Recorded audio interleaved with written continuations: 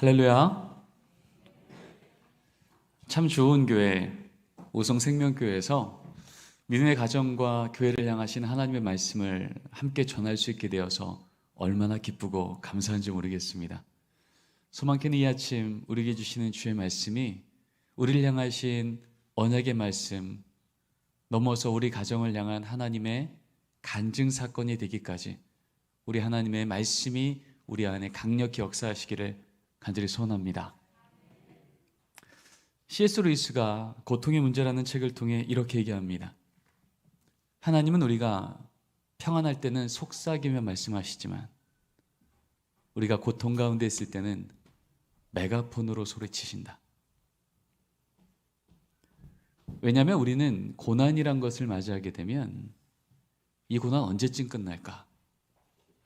이 고난 얼마나 크지? 그거 주목하느라 정작 그 고난을 다스리시는 하나님을 향한 시선을 놓쳐버리기 쉽기 때문에, 그래서 하나님 우리가 고난 가운데 있을 때는요, 이전보다 더 큰 소리로 외치시는 거예요. 길이 안 보이냐고? 내가 길이라고. 생명이 끊어질 것 같냐고?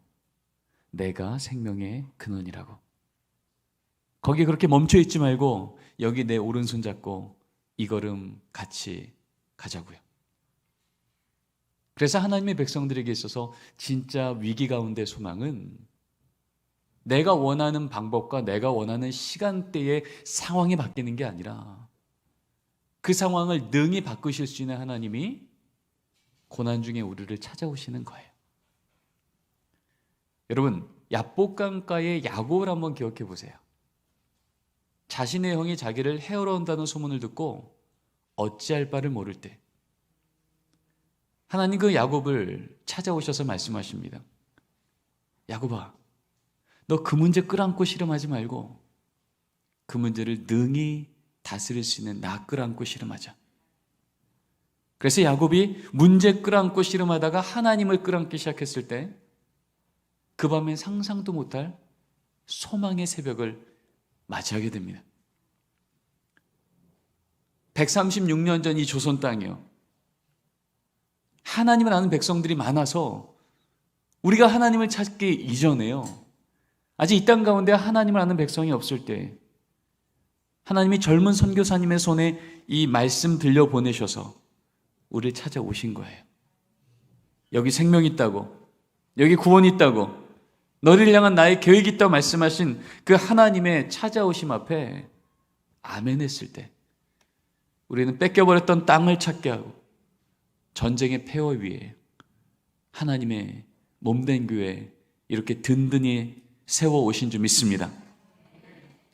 수많게는요, 이 아침에 또 우리를 찾아오셔서 우리의 가정을 향하여, 부부를 향하여 우리 하나님께서 내어주시는 살 길이 있다고 말씀하시는 그 음성 주목하고 듣고 그 말씀이 우리의 능력되는 은혜의 시간 되기를 간절히 소원합니다. 우리 짧은 영상 하나 같이 보고요, 계속해서 말씀을 듣도록 하겠습니다.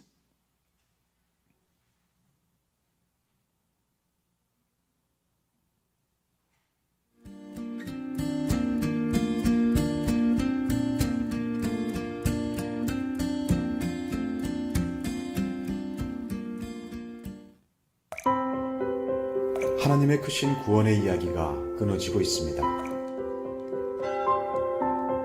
다음 세대는 점점 교회를 떠납니다.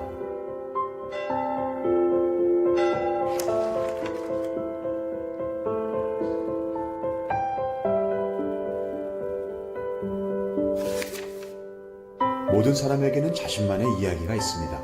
개인의 꿈, 가치, 비전. 그러나 사실 그 이야기는 각 사람을 둘러싼 세상의 더 큰 이야기와 밀접하게 연결되어 있습니다. 세상이 들려주는 더 큰 이야기는 개인의 이야기를 강화시키기도 하고 약화시키기도 합니다. 지금 교회에서 아이들이 하나님의 이야기를 정기적으로 듣고 있다 하더라도 그 아이를 둘러싼 세상이 전혀 다른 이야기를 계속해서 들려준다면 아이 속의 하나님의 이야기는 점점 사라지게 될 것입니다. 사실 이러한 문제는 교회의 구조에서부터 시작됩니다. 원래 교회는 하나님의 이야기를 함께 나누는 하나의 가족 공동체였습니다. 그러나 시간이 지나면서 현대교회에는 전문화된 부서가 생겨났고 다음 세대와 부모 세대는 각자의 장소에서 따로 떨어져 예배하며 서로 다른 이야기를 듣게 되었습니다. 그리고 원래 가정은 하나님의 이야기를 가르치고 전수하는 첫 번째 신앙교육 장소였습니다. 그러나 시간이 지나면서 현대 가정의 부모들은 신앙교육에 대한 책임을 잊어버리고 그럴 수 있는 기능도 상실해버렸습니다.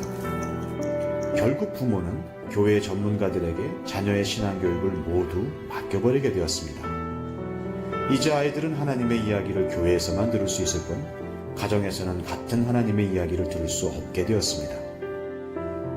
그러면 어떻게 해야 할까요? 이제 교회는 단절된 구조를 다시 커다란 하나의 통합된 구조로 바꾸어 모든 세대가 같은 하나님의 이야기를 듣고 공유할 수 있도록 해야 합니다. 그리고 가정은 교회에 맡기기만 하던 신앙교육의 책임을 자신의 것으로 되찾아 가정에서도 같은 하나님의 이야기가 들려지고 계속하여 다음 세대에게 물려지도록 해야 합니다. 하나님이 처음 의도하신 디자인대로 가정과 교회가 함께 협력할 때 아이들 속의 이야기는 하나님의 이야기로 다시 쓰여질 것입니다. 가정과 교회가 협력하여 다음 세대의 삶 속에 하나님의 이야기를 끊임없이 이어가는 것. 지금 보신 이 영상은 우리 자녀 세대들이 매일 마주하고 있는 현실입니다. 미국의 티머시 펄 존슨이라고 하는 교수가 있습니다. 우리 자녀 세대에게 어떻게 신앙을 전수할 수 있을까를 연구하는 학자죠. 그가 기독부모 4만 명을 대상으로 이렇게 물었어요. 부모님, 집에서 자녀들하고 말씀을 읽거나 나누고 계십니까? 라고 질문했어요. 그랬더니 이 질문 앞에 1위, 전혀 혹은 거의 하지 않고 있습니다. 56%. 2위, 특별한 일이 있는 경우에만 나누고 있습니다. 23%. 한마디로 무슨 일 생겨야 우리 기도 좀 하자. 우리 금식 좀 하자. 그렇게 말하지 일상의 삶 속에서는 가정 안에서 부모와 자녀가 함께 말씀을 읽거나 기도하는 일이 별로 없더라는 거예요. 숫자도 나오지 않은 극히 일부의 가정만 저희 집에서는 하나님의 말씀과 기도를 정기적으로 자녀들과 나눕니다. 라고 말하더라는 거죠. 이 리포트는 미국의 담임 목사님, 신학교 교수님, 그리고 다음 세대 전문가들에게 충격을 주었던 리포트였어요. 그러면 이게 미국만의 얘기일까? 그렇지 않은 것 같습니다. 2012년도 우리나라 예수 믿는 부모 1000명을 대상으로 물었습니다. 부모님, 자신의 신앙이 어느 정도라고 생각하세요? 라고 물었습니다. 4가지 정도의 기준을 드렸습니다. 입문층, 인지층, 친밀층, 중심층이었어요. 점점점 깊어지는 신앙이 기준이었습니다. 그런데 2012년도에 물었을 때는요, 가장 많은 퍼센테이지가 친밀층이었어요. 나는 그리스도와 가까이 있으며 매일 그분의 인도하심을 따릅니다가 가장 많은 퍼센테이지였어요. 그런데 5년 만에 똑같은 질문을 했더니 가장 많은 그룹은 이제 친밀층에서 입문층으로 바뀝니다. 하나님은 믿지만 예수는 모르겠습니다. 아직까지 내 종교는 내 삶에 그다지 영향을 주지 않아요.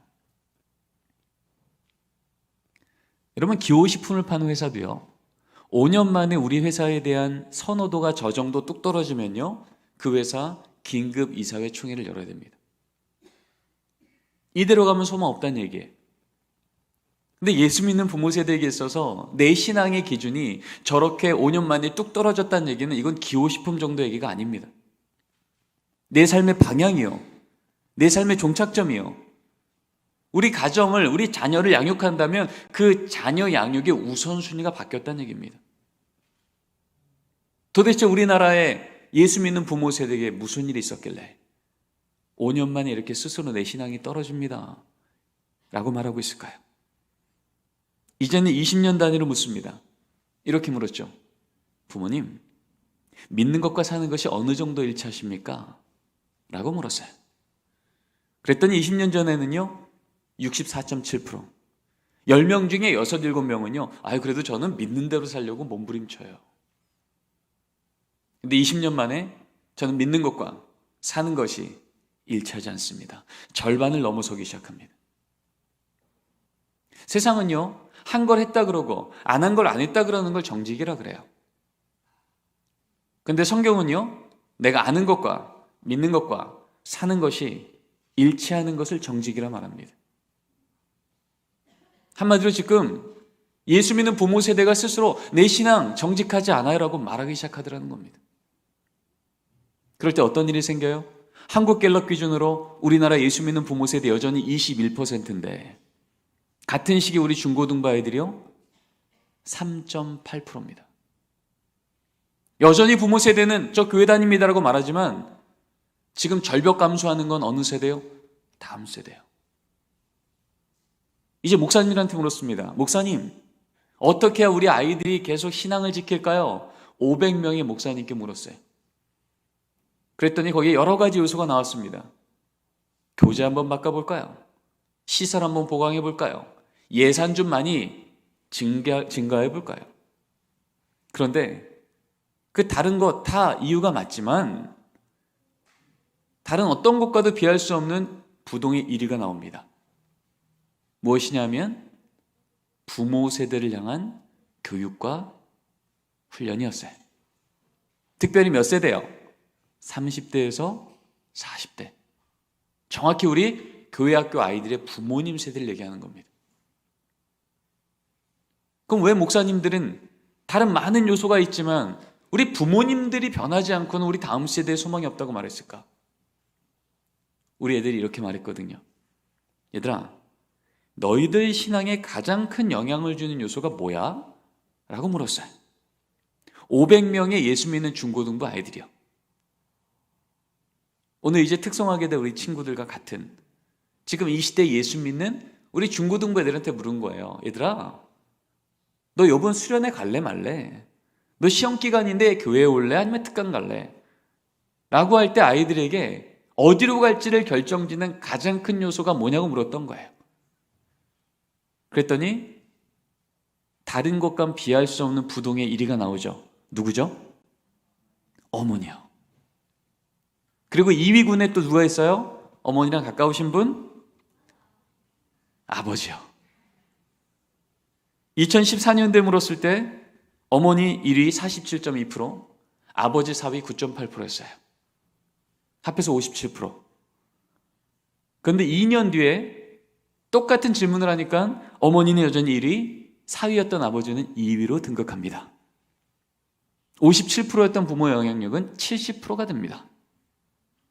여러분, 중고등부 아이들에게 있어서 부모의 영향력이 70%면 아동부는 어떨까요? 높을까요? 더 적을까요? 더 높죠.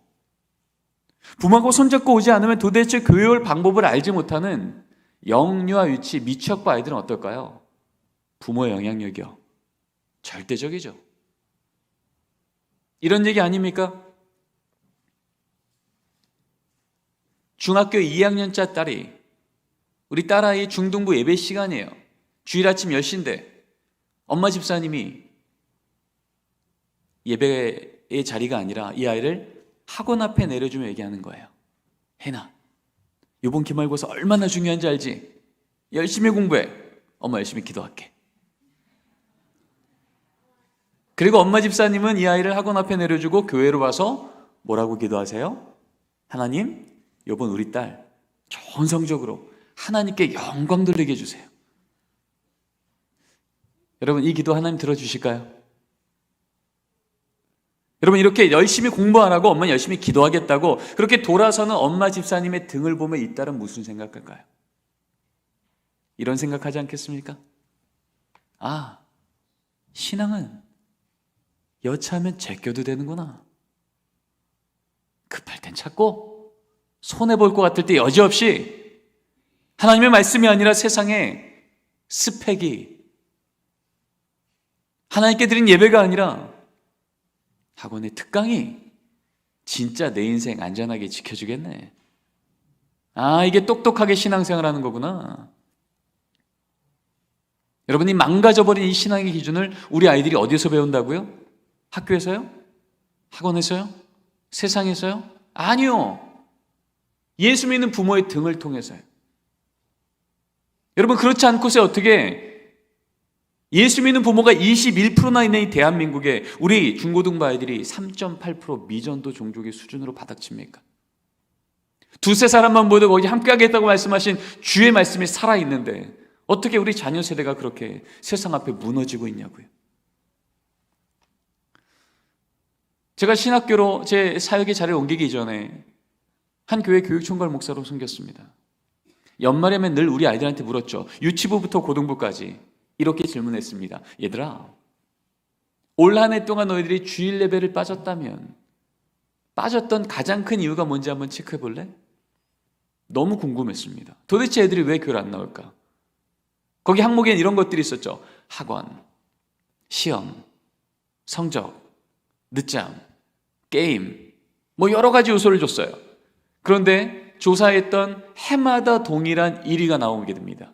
뭐였을까요? 가족여행이었습니다. 제가 장신대로 사역기자를 옮겨서 지금 전도사님 목사님들하고 수업할 때 과제로 내어드립니다. 목사님, 전도사님, 여러분 섬기는 교회 애들한테 한번 물어봐 주십시오. 주일 예배 빠졌던 가장 큰 원인이 뭐냐고요. 꽤 많은 교회에서 동일한 답이 나옵니다.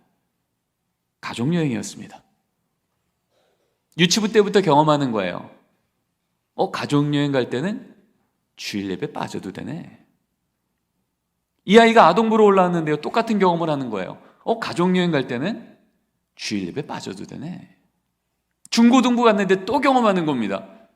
가족여행 갈 때는 주일 예배 빠져도 되네. 이때 이 아이는 뭘 경험하게 될까요? 이제부터 주일 성수는 의무사항이 아니라 선택사항임을 학습하게 되는 겁니다. 아, 필요하면 주일 예배는 빠져도 되는구나. 여러분,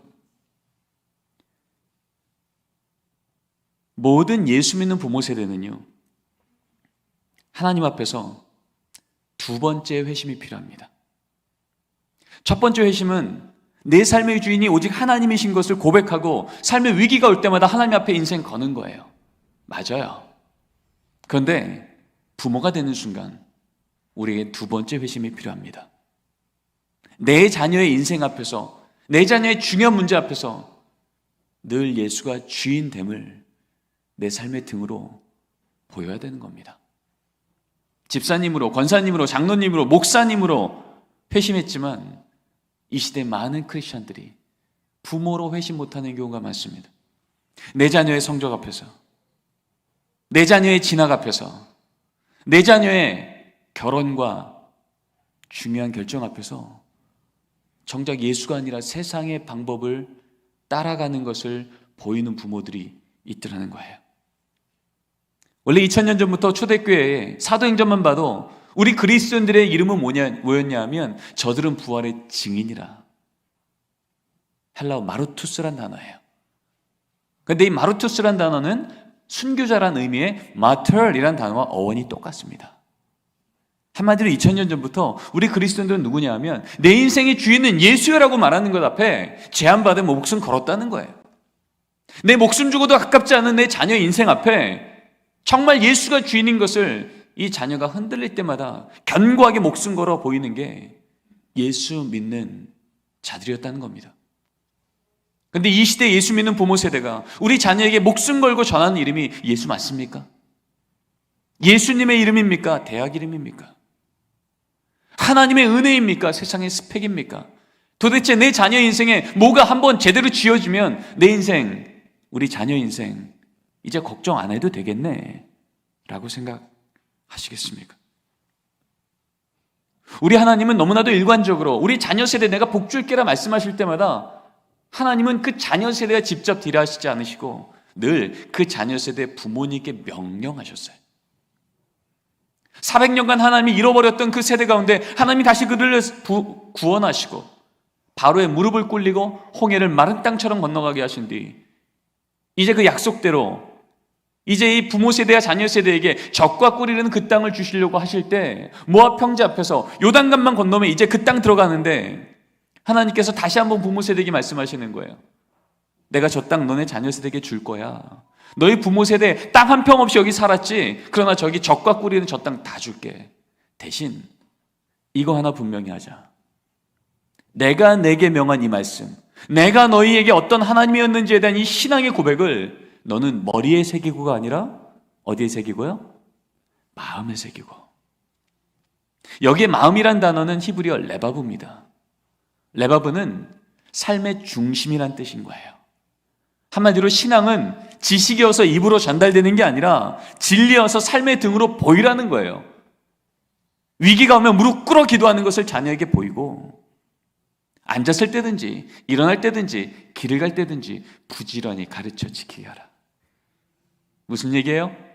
가정 안에서부터 정기적으로 하나님의 말씀과 하나님을 의지하는 삶을 보이라는 겁니다. 한마디로 가정 예배 드리라는 거예요. 이것 하면 내가 약속대로 저 땅 너희 자녀 세대에게 줄게 라고 말씀하시더라는 거죠. 성경은 너무나도 많은 곳에서 가정 예배에 대한 명령을 우리에게 말씀하고 계세요. 이런 말씀을 집중하여 2000년 교회사는 그렇게 목양을 해왔습니다. 2000년 교회사 중에 시대는 여전히 악한데, 로마의 핍박이 있는데, 로마 교황청의 핍박이 있는데 도리어 다음 세대의 신앙이 강력하게 세워졌던 그 시대가 있더라는 거예요. 그 시대를 찾아내어서 어떤 공통점이 있을까를 연구했더니 거기에 뭐가 있어요? 그 시대의 교회가 믿음의 가정에게 가정 예배를 매우 강력하게 명했다는 겁니다. 2000년 전 그 초대교회예요. 알렉산드레 클레멘트, 성 크리소스톰, 우리가 잘 아는 성 어거스틴, 이런 초대교회의 교부들의 문헌들을 보면 공통적으로 적힌 말은 이런 말입니다. 가정이 교회요, 공동체가 됨을 잊지 마십시오. 예수 믿는 가정마다 거룩한 의례가 있어야 됩니다. 여러분, 의례가 뭐예요? 의례에 행하는 게 의례예요. 아침에 일어나면 옷 갈아입고 아침 먹고 양치하고 이런 의례에 행하는 것을 의례라 그럽니다. 그런데 예수 믿는 가정에는요, 예수 믿지 않는 가정하고 구별되어지는 거룩한 의례, 다른 의례가 있어야 된다는 거예요. 뭘까요? 하나님의 말씀을 정기적으로 읽으며 하나님께 찬양하며 기도하는 일이 그 가정에 있어야 된다는 거예요. 이 말씀의 선언과 함께 그것이 실천되는 자리 안에서 로마의 핍박이 이렇게 심한데도 불구하고, 심지어는 순교까지 당하는 그 상황 앞에서도 다음 세대는 끊어지지 않았고, 천년의 로마는 무너지고 주님의 몸된 교회는 땅 위로 올라오게 됐던 겁니다. 500년 전 주님의 몸된 교회가 1000년 동안 신음하고 타락하고 무너지려고 할 때 하나님이 다시 한번 말씀으로 다시 갱신하셨어요. 말씀으로 주님의 몸된 교회가 세워지면 그 시대가 갱신될 때 그것을 이끌어갔던 종교개혁자 마틴 루터, 존 켈빈, 찌빙글리, 이런 오직 하나님의 말씀만으로 교회를 목양했던 담임 목사님, 종교개혁자, 바로 그들이요, 공통적으로 했던 얘기가 초대교회 때 선언됐던 말이 다시 나옵니다.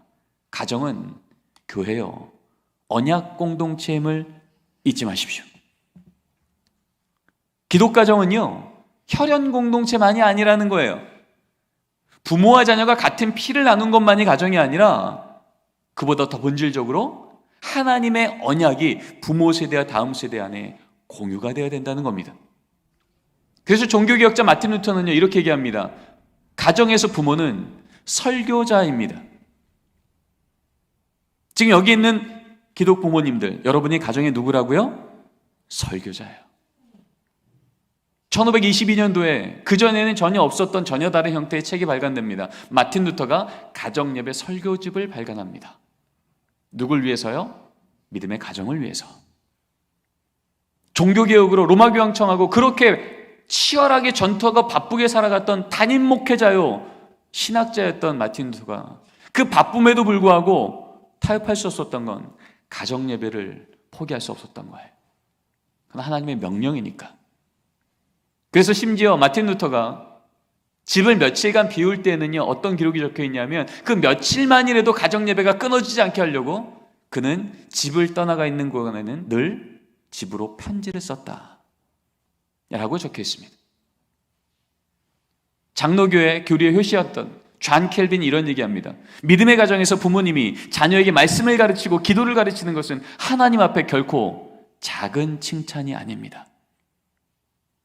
한마디로 믿음의 가정이 하나님께 칭찬받기 원하면 가정 예배에 세우라는 거예요.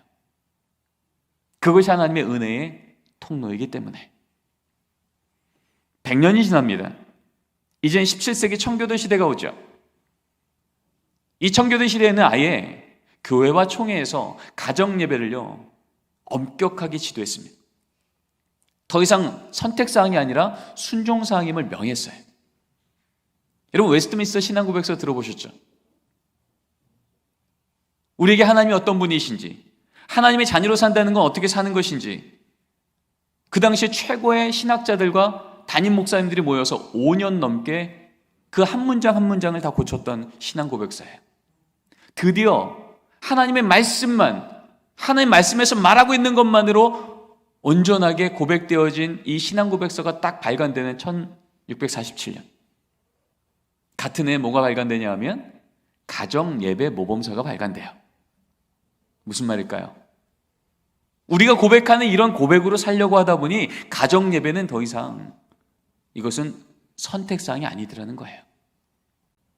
그래서 청교도인들은 3대 신앙의 원리를 발표합니다. 첫째, 주일 성수를 반드시 지키십시오. 둘째, 아침 저녁으로 가정예배를 반드시 드리십시오. 셋째, 내가 일하는 일터가 하나님께 영광 돌리는 곳 되게 하십시오. 여러분, 이 신앙의 원리를 가지고 살려고 하다 보니까 그 당시에 영국 국교회가 우리 신앙을 제안했을 때 이 신앙 제대로 지키려고 친족 아비 집으로부터 그 땅을 벗어났던 아브라함처럼 스코틀랜드 지역에 그 땅을 다 버리고 배 타고 미국으로 건너간 거예요. 그렇게 해서 세워진 미국의 교회들이 이제 하나님 앞에 다시 한번 갱신될 때 18세기, 19세기에 대부흥주의 운동 때 이 대부흥주의 운동의 끝자락에서 은혜 받아서 하나님 저 어떻게 살죠라고 할 때 그래 저 조선 땅 가서 복음 전할래? 라고 해서 오신 분이 누구냐? 우리가 알고 있는 호레이스 언더우드, 아펜젤러, 우리나라 선교 초기의 젊은 20대 선교사님들이셨어요. 그래서 우리나라는 선교 초기 때부터 가정 예배를 매우 강하게 강조되었던 나라입니다. 자, 우리 화면을 보고 같이 한번 읽어보겠습니다. 화면 한번 넘겨주시고요. 가정 예배는 같이 한번 읽겠습니다. 시작. 가정 예배는 도덕 근본상의 작용이요 그리스도교의 일종 특색으로 수신제가의 요소로다. 여러분, 이것이 1918년도에 우리나라에 발간됐던 성경 잡지라는 책이에요. 나라 주차 뺏겼던 그 시대에 우리나라에 예수 믿는 퍼센테이지가 한 자리 숫자에 머물렀던 그 시대에도요 가정 예배에 대해서는요 엄중하게 우리가 안내받았던 겁니다. 그리스도교의 일종 특색으로. 무슨 얘기일까요? 저 집안이 예수 믿는 집안인지 예수 안 믿는 집안인지 구별할 수 있는 특징이 뭐라고요? 가정 예배에 있는지 보라는 거예요. 수신제가의 요소로다. 일본에게 나라를 뺏겨버린 이 상황에도 수신제가 우리 집안이 다시 일어서고 우리 자녀가 다시 일어서는 그 요소가 뭐예요? 하나님, 이 나라가 망했어도 이 나라의 진짜 주인이신 하나님이 우리의 주인 되심이 고백되는 한 우리 가정에는, 우리 나라에는 여전히 소망이 있습니다. 이걸 고백하는 부모 세대와 다음 세대가 그 가정에 있으면 소망이 있더라는 거예요. 바로 그 가정을 통하여서 이 나라는 다시 나라를 되찾을 때 전쟁의 폐허 이후에 하나님께서 놀라운 회복과 부흥을 허락하셨던 은혜가 임하게 된 줄 믿습니다. 100년 전 평양신학교에서 찰스 클락 과관령 교수님께서 목사님들 교육할 때 썼던 교과서입니다. 목사 필휴. 목사님들 목회하실 때 반드시 이렇게 하셔야 됩니다. 그 책에 보면 이런 글이 써 있죠. 장로와 집사, 전도사와 목사 후보자에게 교회 일꾼을 이제 뽑아서 열심히 훈련을 시킨 뒤 이제 임직하려고 할 때 이거 꼭 물어보라는 거예요. 네 번째, 누구누구씨 혹시 전 가족이 예수 믿으십니까? 한마디로 내 자녀의 신앙 부모가 책임지고 있냐는 질문이에요. 다섯 번째 질문, 누구누구씨 가정 예배는 드리고 있는지. 아무리 교회 와서 열심히 예배드려도 교회 일꾼 된다는 것은 적어도 집안에서 매일이건 일주일에 한 번이건 정기적으로 하나님, 우리 가정의 주인은 하나님이십니다라고 하는 이 공적 선언이 우리 가족과 함께 있어야 된다는 거예요. 그러지 않고는 이 무너진 시대 속에서 하나님의 백성으로 산다는 건 쉽지 않더라는 것입니다. 이것이 우리가 받았던 신앙의 유산이며, 이 유산 위에서 하나님은 우리의 상황보다 비할 수 없는 은혜와 부흥을 주셨던 거예요. 오늘 읽었던 말씀에 보면 믿음의 조상 아브라함을 하나님께서 메소포타미아 땅 갈대 우르 지역에서 부르셔서 지금 가나안 땅으로 가고 있는 중입니다. 아직 도착도 안 했어요. 근데 하나님이 보실 때 이 두 가정에 너무 중요한 차이가 있더라는 거예요. 자, 어떤 차이가 있는지 우리 그 관점을 가지고 같이 한번 읽겠습니다. 함께 읽겠습니다. 시작. 그가 처음으로 제단을 쌓은 곳이라 그가 거기서 여호와의 이름을 불렀더라. 아브라함의 일행 롯도 양과 소와 장막이 있으므로. 하나님이 두 가정을 이렇게 대조합니다. 아브라함 가정에는 여호와의 이름을 부르는 제단이 있었대요. 가정 예배가 있었던 얘기입니다. 근데 똑같이 하나님, 우리 가정 복 주실 거 맞죠? 라고 해서 지금 가나안 땅 가고 있는데 롯의 가정에는 양과 소와 장막이 있대요. 가정 예배가 있다는 얘기는 없습니다.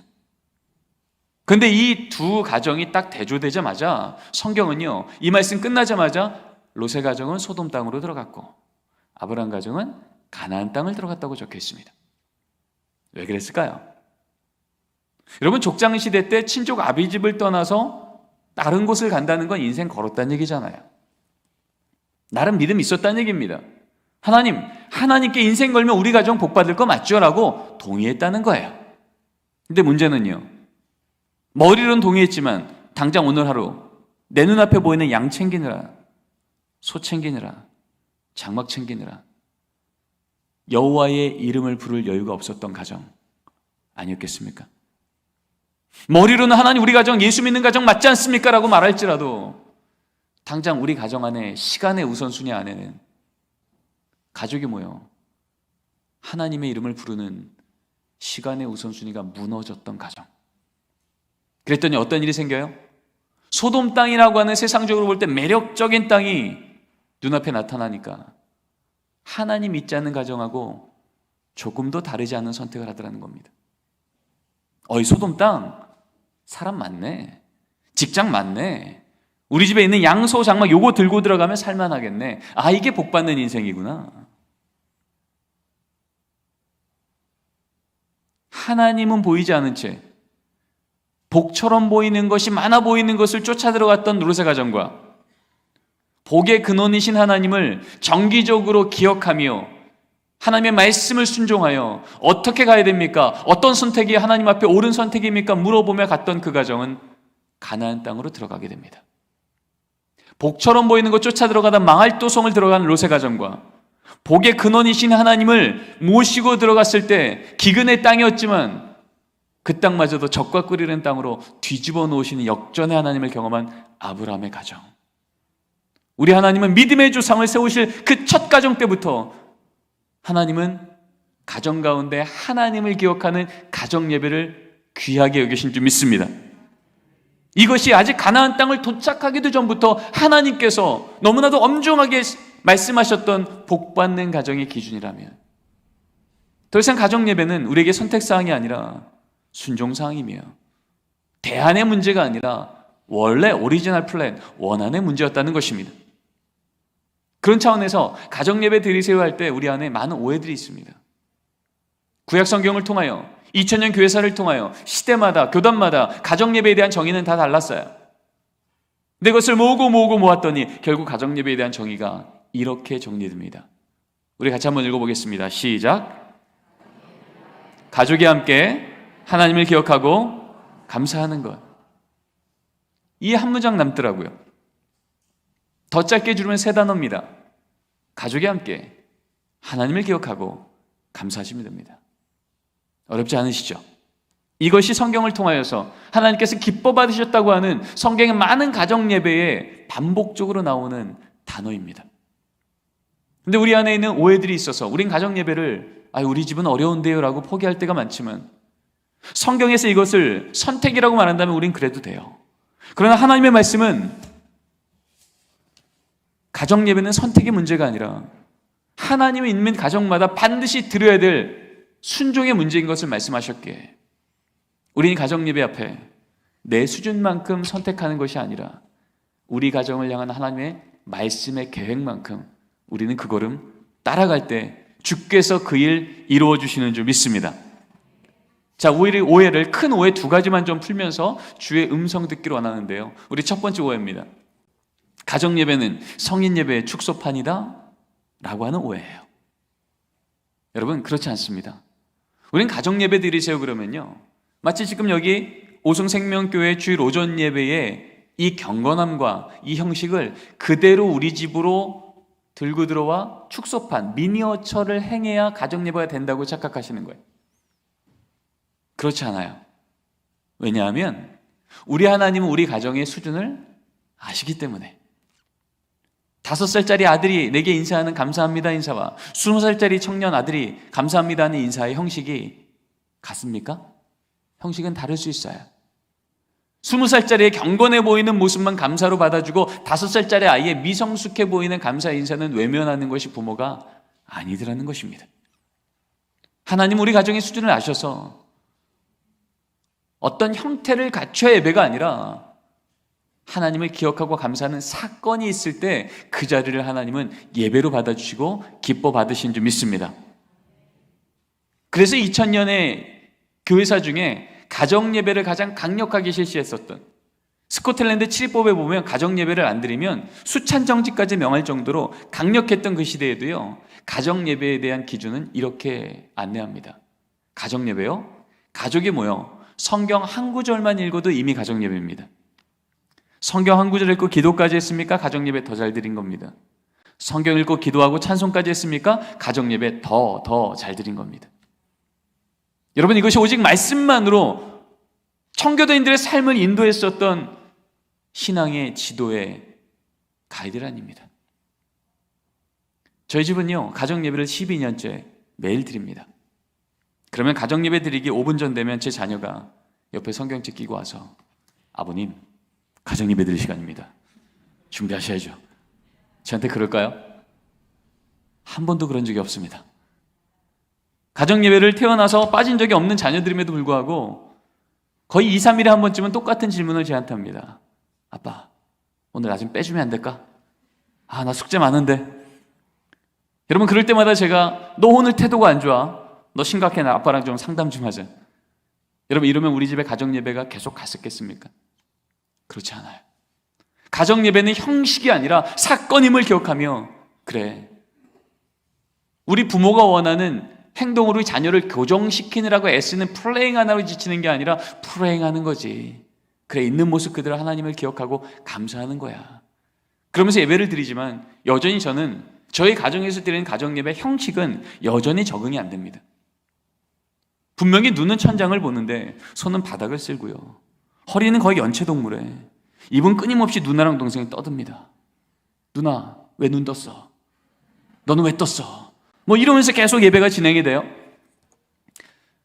그래도 예배는 사건이지. 그러면서 하나님 말씀만을 주목하고 그렇게 예배가 끝날 때쯤 되면 제 마음에 의심의 영이 충만해집니다. 도대체 제대로 예배를 드린 걸까? 그때 이제 저는 묻죠. 아들, 오늘 말씀 듣기나 했니? 분명히 제 눈에는 오늘도 장난치고 집중 못해서 예배 망쳐버린 아들밖에 안 보였는데 하나님은요, 저의 아들의 연약함에 제한받지 않으시고 오늘도 그 마음에 심어놓고자 했던 말씀의 씨앗을 심어 놓으셨더라고요. 이렇게 말하는 거야. 아빠, 다윗이 골리앗 한 번 볼 때 여호와 6번 봤다는 얘기 아니야. 걱정 마. 나도 힘들면 그럴 거예요. 걱정 놓으세요. 초등학교 2학년 아들이 그렇게 말하는 거죠. 한 번은 제 연구실에 기자님이 오셨어요. 가정예배에 대해서 인터뷰를 마칩니다. 그러고 났더니 오늘 저녁 가정예배 시간에 촬영을 하겠다는 거예요. 자료화면으로 내보내겠다는 거죠. 근데 말했지만 저희 가정 형식으로만 봐서는 여러분들 시험 들기 좋거든요. 12년을 가정예배 드는데 저런 모습이에요? 그래서 제가 그랬죠. 기자님, 제가 사진 2컷만 찍어서 보내드릴게요. 찬양하는 것, 기도하는 것. 그리고 이제 아이들한테 얘기하고 그날 저녁에 가정 예배를 드릴 때 사진을 찍었습니다. 지금 나오는 저 장면이 사진 그 장면입니다. 성령 충만한 얼굴이에요. 전 사진 찍으면서도 깜짝 놀랐어요. 이전에 저런 모습을 본 적이 없거든요. 그리고 그 다음 장면은 말씀 들을 때 장면입니다. 얼굴엔 온화한 미소와 허리는 꼿꼿이 펴고 성경을 뚫어지라 쳐다보는 저 집중력이요. 저 모습을 본 적이 없어요.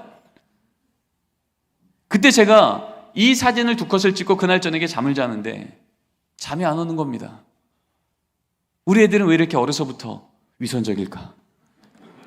아, 큰일 났다. 저거 다 조작인데. 저거 전국방송 나가면 안 되는데. 이런 마음 때문에 제가 너무 불편했는데 그때 하나님이 제 마음속에 이런 말씀을 주시는 거예요. 아, 그렇구나. 난 오늘도 우리 애들이 또 까먹었네 싶어서 또 지적하고 또 혼내고 그거 하느라고 나도 지쳤는데 아니었네. 다 알고 있었네. 찬양 저렇게 해야 된다는 거, 말씀 저렇게 들어야 된다는 거 까먹은 게 아니라 아직 미성숙해서 못했던 거구나. 시편 1편 3절 말씀처럼 철을 따라 열매 맺으신 하나님. 우리 부모는 늘 이 자녀가 오늘도 가을과 같은 풍성한 열매 맺기로 원했는데 아니었구나. 우리 하나님 우리 자녀에게 봄이라는 계절을 지금 지나게 하는 거구나. 땅 위로는 아무것도 보이지 않지만 하나님이 그 말씀의 씨앗을 심겨 놓으시면 오늘도 그 뿌리는 생명수로 내려가고 줄기는 땅 위로 올라오는 이 역사가 일어나는 것을 우리는 믿어야 되는 거구나. 그럴 때 우리 자녀가 우리 부모 보기에 연약해 보이는 그 모습은 지적할 이유가 아니라 기도할 이유가 되는 줄 믿습니다. 왜냐하면 신앙은 부모가 줄 수 없기에. 누구만 주세요? 하나님만 주시는 선물이기에. 우리 부모가 할 역할은 우리 자녀 행동을 교정시키는 게 아니라 오늘도 이 자녀를 변화시킬 수 있는 주님의 말씀 앞에 이 자녀가 설 수 있도록 이 가정예배 자리 지켜내는 것이구나. 여러분 기억하십시오. 가정예배는 형식이 아니라 사건입니다. 자, 2번째 오해 풀고 오늘 말씀을 좀 정리하겠습니다. 자, 2번째 오해인데요. 가정예배는 자녀를 위한 부모의 숙제다 라고 하는 오해예요. 그럴까요? 아닐까요? 분위기상 아니죠? 아니에요. 많은 부모들이 자녀 때문에 하는 숙제라고 여기니까 가정예배를요 마치 가족 모임처럼 여기세요. 가족 모임 아시죠? 부모가 하고 싶은 얘기 다 하는 시간이에요. 그러나 가정예배는요 우리 가정의 진짜 주인이신 누구만 말씀하시는 시간이에요. 우리 가정의 가장이신 하나님만 말씀하세요. 그러면 말씀 있는 아버지도 하나님 앞에 아들이고요. 기도하는 어머니도 하나님 앞에 딸인 겁니다. 아들도 아들, 딸도 딸. 그런데 이 시간이 가정 예배가 아니라 가족 모임이 돼버리니까 이렇게 바뀌는 거죠. 항상 기뻐하라. 데살로니가전서 5장 16절 말씀을 읽고 나서 아버지가 얘기합니다. 항상 기뻐하라. 아들 얼굴 펴. 얼굴 펴. 항상 기뻐해. 여러분 그때 이 아들 무슨 생각하겠습니까? 아빠도 인상 쓰면서 나한테 얼굴 피래. 여러분 여기 안에 하나님의 말씀은 읽었지만 정말 하나님의 음성이 들리겠습니까? 부모의 지적밖에 보이지 않는 거예요. 어머니가 또 기도합니다. 하나님 요즘에 우리 딸 예전처럼 말 잘 듣던 딸로 좀 바꿔주시고 기말고사 10등만 오르게 해주시고 만나지 말라는 걔 좀 안 만나게 해주시고 우리 아들 게임 좀 그만하게 해주시고 뭐 줄줄줄 기도하지요. 여러분이 기도하는 순간 우리 자녀 교회 이 기도가 뭐로 들릴까요? 여기서 크게 들립니다. 잔소리. 네. 여러분, 우리 자녀들은요, 지적으로 변하지 않아요. 감동받을 때 변해요. 우리 부모의 생각과 말로는요, 우리 자녀가 감동받기 어렵습니다. 오직 주의 말씀과 주의 언약만이 우리 자녀의 마음을 진짜 감동하게 될 줄 믿습니다. 이 기도가 부모에겐 정말 정직한 기도도 맞고 간절한 기도 맞겠지만 여러분 그런 기도는요, 개인 기도 시간에 하십시오. 가정예배 시간은요 부모가 하고 싶은 기도하는 게 아니라 우리 가정이 들어야 될 말씀을 경청하고 그 말씀을 동의한다면 하나님 주님께서 그렇게 말씀하셨다면 우리 한번 다른 믿음의 눈으로 다시 한번 살아가 보겠습니다. 말씀 때문에 우리 가정의 방향이 바뀌는 게 가정예배예요. 그렇다면 이렇게 바뀌겠죠. 항상 기뻐하라. 읽고 나서 아버지가 말합니다. 아들 항상 기뻐하라는 말씀을 듣고 나니 네가 건강한 것만으로도 네가 믿음 지키고 있는 것만으로도 기뻐하지 못했던 내가 부끄럽구나. 아빠가 항상 기뻐할 수 있도록 노력할게. 아들 너는 좀 어떠니? 그럼 우리 아들이 무슨 생각할까요? 고수인데 그러겠습니까? 아니죠. 이거 괜찮네. 도대체 안 변할 것 같은 아버지도 성경 말씀 한 구절 앞에 인생이 변하네. 나도 내 인생 좀 바뀌었으면 좋겠는데, 나도 우리 아버지처럼 말씀 한 구절 제대로 만나 내 인생 방향이 바뀌었으면 좋겠다. 어머님이 또 기도합니다. 하나님, 우리 집에 또 어려운 일이 생겼습니다. 그럼에도 불구하고 항상 기뻐하라 말씀하시니 하나님, 이 어려움이 간증거리로 바뀔 때까지 내 눈에 보이는 대로 함부로 원망하지 않게 입술에 파수꾼 세워주시고, 그렇게 인도하시는 주님 따라갈 수 있도록 이 믿음의 손 여종에게 힘을 더하여 주시옵소서. 여러분, 이렇게 기도하는 동안 우리 딸이 무슨 생각합니까? 이쯤이면 우리 엄마도 하나님 원망해야 되는데, 이쯤이면 우리 엄마도 절망해야 되는데, 여기 신앙의 거인이 앉아있네. 나도 우리 엄마처럼 하나님 깊이 만나 어떤 상황에도 흔들리지 않는 견고한 인생 살고 싶다. 요즘에 나도 외모 때문에, 성적 때문에, 돈 때문에 내 인생 흔들려서 괴로운데, 나도 우리 엄마처럼 예수님 제대로 만나 흔들리지 않는 견고한 인생 살고 싶다. 이 딸이 기도가 뭔지 그 자리에서 배우지 않겠습니까? 위기가 오면 무릎 꿇어 기도하는 걸 자녀에게 보이고, 아니 자녀도 함께 무릎 꿇려 기도시키고, 그렇게 기도하는 여정 중에 하나님이 아니고는 설명할 수 없는 기적 같은 일이 또 임하면, 그때부터 이 자녀에게는요, 하나님은 귀로 듣던 교리 하나님이 아니라 눈으로 보는 살아있는 하나님이 될 줄 믿습니다. 그러면 이 자녀 클 때 이제 부모를 떠나서 성장했을지라도 위기가 오면 나도 모르게 무릎 꿇어 기도하는 자녀가 되며, 감사한 일이 생기면 교만치 않고 손들어 찬양하는 자녀가 될 줄 믿습니다. 가정예배는 그런 자리인 것입니다. 우리 하나님께서 강력하게 임하사 우리 부모 세대를 먼저 변화시키는 그 삶의 등이 우리 자녀 귀에 들려지고 우리 눈에 보여질 때, 그 자녀는 부모의 등을 보고 믿음의 걸음을 따라 배우게 될 줄 믿습니다. 오늘 말씀을 정리합니다. 제이슨 헬러폴로스가 이런 말을 합니다. 교회사를 통하여 기독교 가정의 가장 강력한 특징 중에 하나는 가정묘였으나 지난 한 세기 동안 우리에게 이 위대한 신앙의 전통이 사라지고 있다고 해요. 이것이 지금 이 시대의 신학자가 외치는 탄식입니다. 그런데 오늘 이 말씀 가운데 가정예배는 형식이 아니라 사건이며, 가정예배는 가족 모임이 아니라 부모부터 하나님 말씀 앞에 다시 세워지는 이 일인 것을 우리가 기억할 땐, 여러분, 이제 우리는 이렇게 우리의 고백이 바뀔 수 있을 줄 믿습니다. 우리 같이 한번 읽겠습니다. 시작. 교회사를 통하여 볼 때 기독교 가정의 가장 강력한 특징 중에 하나는 가정예배였으나 이제는 우리에게 이 위대한 신앙의 전통이 다시 살아나고 있다고요. 여러분, 이 역사가 오늘 말씀드린 모든 오송생명교회 믿음의 가정마다 일어나게 될 줄 믿습니다. 성경에서 말하고 있는 하나님, 우리 가정의 주인은 하나님이셔서 우리 가정은 안전합니다라는 이 고백이 정기적으로 나오는 가정마다 임했던 그 든든함과 그 보호하심과 그 역사하심의 은혜가 오늘 말씀드리는 모든 가정 가운데 임하기를 간절히 소원합니다. 기도하시겠습니다. 하나님, 감사합니다. 오늘 말씀을 통하여 믿음의 가정마다 하나님께서 축복의 자리로 허락하신 그 은혜의 가정예배 사건을 이제 우리도 세우길 원하오니, 주님, 오늘 주신 말씀처럼 하나님께서 예비하신 그 은혜가 우리가 이 순종의 걸음을 따라갈 때마다 우리 가정 가운데 임하는 은혜가 역사하게 하여 주시옵소서. 양 챙기느라 소 챙기느라 장막 챙기느라 여호와의 이름을 부르기를 없었던 롯과 같은 가정 되지 않게 하시고, 걷는 걸음마다 정기적으로 매일이건 일주일에 한 번이건 하나님, 우리 가정의 주인은 하나님이십니다, 이 고백을 부모님과 자녀 세대가 함께 고백하여 그 믿음의 고백이 간증되어지는 놀라운 역사가 있는 가정으로 우리 가정을 세워 주시옵소서. 감사합니다. 예수님의 이름으로 기도드립니다. 아멘.